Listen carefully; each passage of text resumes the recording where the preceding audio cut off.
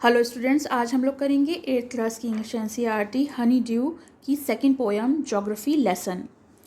Can you imagine what your city would look like if you saw it from 10,000 feet above the ground. अगर आप ज़मीन से ऊपर 10,000 feet की ऊंचाई से देखो तो आपका शहर कैसा नज़र आता है? क्या इसकी कोई कल्पना कर सकते हो? Neatly plan and perfect in proportion like a geometric design. तो वहाँ से ये बिल्कुल नीटली प्लान मतलब बहुत सिस्टमेटिकली बना हुआ, प्लान किया हुआ दिखेगा, जैसे कि ज्योमेट्रिक डिज़ाइंस होती हैं। It would strike you as something very different from what it actually is while you are in think of it। और ये बिल्कुल भी वैसा नहीं होगा जैसा कि हम सोचते हैं कि कोई भी चीज़ कहीं भी बना दी गई है, किसी ने भी कहीं पे भी घर बना लिया है, ऐसा बिल्कुल भी नहीं लगता। लेकिन जब हम ऊंचाई से देखते हैं तो हमें ऐसा समझ में आता है कि ये बहुत सिस्टमेटिक बनाया गया है। Here is a poet description in just such a view of the city। और इसमें कवि ने एक डिस्क्रिप्शन दिया है अपना कि उन्होंने किस तरह का नज़ारा देखा शहर का 10,000 फीट की ऊंचाई से, और उनके मन में कुछ सवाल जागे। तो वो सवाल क्या हैं, उसके लिए हम पोएम को देख लेते हैं। When the jet sprang into the sky, it was clear why the city had developed the way it had, seeing it scaled 6 inches to the mile। जब उनका जेट विमान जो है आकाश की तरफ उड़ने लगा तो उन्होंने साफ साफ देखा कि शहर जो है उसका विकास किस तरह से हुआ है, और जो पूरा का पूरा शहर है वो छोटा सा नज़र आ रहा है, यानी जो माइल्स हैं वो इंचेस में बदल गए हैं और वो लगभग छोटा सा है, मतलब 6 इंचेस का हो गया है। There seemed inevitably about what on ground had looked haphazard, unplanned and without style when the jet sprang into the sky। और वहाँ से सब कुछ ऐसा दिख रहा है जिसे हम नकारा नहीं जा सकता, यानी इनएविटेबिलिटी मीन्स होता है जिसको हम बिल्कुल भी अवॉइड नहीं कर सकते। जो भी कुछ हमें ग्राउंड से दिखता है वो बिल्कुल भी हैपहज़ार्ड होता है, मतलब कि बिल्कुल ऐसा होता है कि सिस्टमेटिक नहीं है, बिल्कुल अनप्लान्ड है और बिल्कुल भी स्टाइल से नहीं है। लेकिन जैसे जैसे उनका जो विमान है, जो जेट है, वो आकाश में पहुंचता है 10,000 फीट तक, तो ये चीज़ साफ जाहिर होने लगती है कि जो देश है उसमें शहर क्यों हैं, नदियाँ जो हैं वो क्यों बहती हैं, why the valleys were populated, जो वैलीज़ यानी घाटियाँ हैं वो पॉपुलेटेड क्यों हैं। The logic of geography, the land and the water attract man. और जोग्राफी के लॉजिक से देखें तो जो मनुष्य है वो धरती और पानी की तरफ अट्रैक्ट होता है। What clearly delineated when the jet reach 10,000 feet. और जब विमान जो है 10,000 फीट तक पहुंच जाता है तो ये चीज़ साफ साफ दिखाई देने लगती है। डिलाइनेटेड मीन्स होता है शोन, दिखाई देना। When the jet rose 6 miles high, it was clear the earth was round। और जब जेट जो है वो 6 मील और ऊंचा उठता है तो ये साफ दिखता है कि जो अर्थ है वो राउंड शेप की है। And it had more sea than land. और जो समुद्र है वो धरती से ज़्यादा है। But it was difficult to understand that the men on the earth found causes to hate each other। लेकिन ऊपर से भी ये समझना बहुत मुश्किल है कि जो आदमी है, जो मनुष्य है धरती पर, उसके पास क्या कारण है जो वो एक दूसरे से नफरत करता है।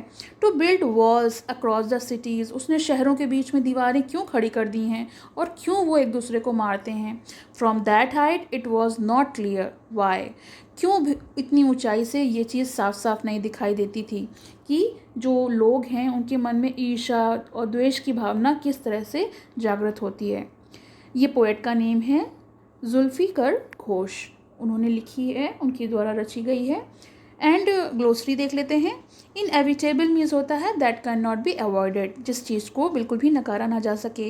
हैपहज़ार्ड होता है विदाउट प्लान और ऑर्डर, किसी भी प्लान के बगैर अगर कोई चीज़ करी जाती है तो उसे कहते हैं हैपहज़ार्ड। डिलाइनेटेड होता है शोन करना, कोई चीज़ को दिखाना। Working from the poem means question answer. Find 3 or 4 phrases in the stanzas 1 and 2 which are likely occur in the geography lesson. The answer is, some phrases that are liked to occur in a geography lesson are: first, the city had developed the way it had; second, it is scaled 6 inches to the mile; third, cities where the rivers ran; and fourth, the valleys were populated. Question number 2. Seen from the window of an aeroplane the city appears, यानी aeroplane की खिड़की से अगर हम देखें तो जो शहर है वो हमें कैसा दिखता है। तो आंसर होगा इसका हैज़ डेवलप्ड एज नेसेसरी, जैसे ज़रूरत है वैसे उसका विकास हुआ है। Question number 3, which of the following statements are example of the logic of geography, इनमें से कौन से स्टेटमेंट्स हैं जो एग्जाम्पल हैं लॉजिक ऑफ जोग्राफी के? तो पहला, दूसरा और चौथा। पढ़ देती हूँ। There are the cities where there are rivers, ये वो शहर हैं जहाँ पर नदियाँ हैं। Cities appears as they are not from 6 miles above the ground, और जैसा 6 miles से दिखता है वैसा सिटीज़ जो है वो नहीं दिखाई पड़ता है। It is difficult to understand why humans hate and kill one another, और ये चीज़ समझना बहुत कठिन है कि जो ह्यूमन्स हैं वो एक दूसरे को क्यों नफरत करते हैं, क्यों एक दूसरे को मारते हैं। लास्ट क्वेश्चन है आपका question number 4, mention 2 things that are clear from height, and second है not clear from the height. तो फर्स्ट हम देख लेते हैं क्लियर फ्रॉम द हाइट, ऊंचाई से साफ साफ क्या दिखाई पड़ता है? Answer, from the height it was clear why the country had cities where the rivers ran and why the valleys were populated. It also clear that the earth was round and that it had more seas than land. तो ऊंचाई से साफ साफ दिखाई पड़ता है कि जो हमारा शहर है वो देश में क्यों बने हैं, देश में जो है सिटीज़ में डिवाइड हुए हैं, और नदियाँ क्यों बहती हैं, क्यों घाटियाँ जो हैं वो पॉपुलेटेड हैं, और ये भी साफ साफ दिखाई पड़ता है कि अर्थ की जो शेप है वो राउंड है, एंड बहुत ज़्यादा समुद्र है धरती के कंपैरिजन में, यानी लैंड जो है वो कम है और समुद्र यानी पानी जो है वो अधिक है। सेकंड है not clear from the height, क्या चीज़ें साफ साफ दिखाई नहीं पड़ती? तो आंसर है from the height it was not clear why the man on the earth found reasons to hate each other, बिल्कुल भी नहीं दिखाई पड़ता है कि आदमियों के पास ऐसा कौन सा कारण है जिससे वो धरती पर एक दूसरे से नफरत करते हैं।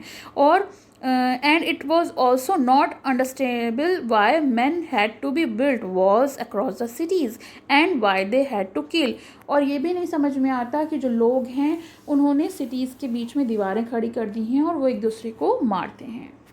तो ये तो चैप्टर का एक्सप्लेनेशन और क्वेश्चन आंसर्स हो गया। आपको कैसे लगे कमेंट सेक्शन में ज़रूर मेंशन करिए, और पसंद आए तो लाइक का बटन ज़रूर दबाइए, इससे मोटिवेशन मिलता है। Thank you. पसंद आया हो तो लाइक करें, शेयर करें और चैनल को सब्सक्राइब करें।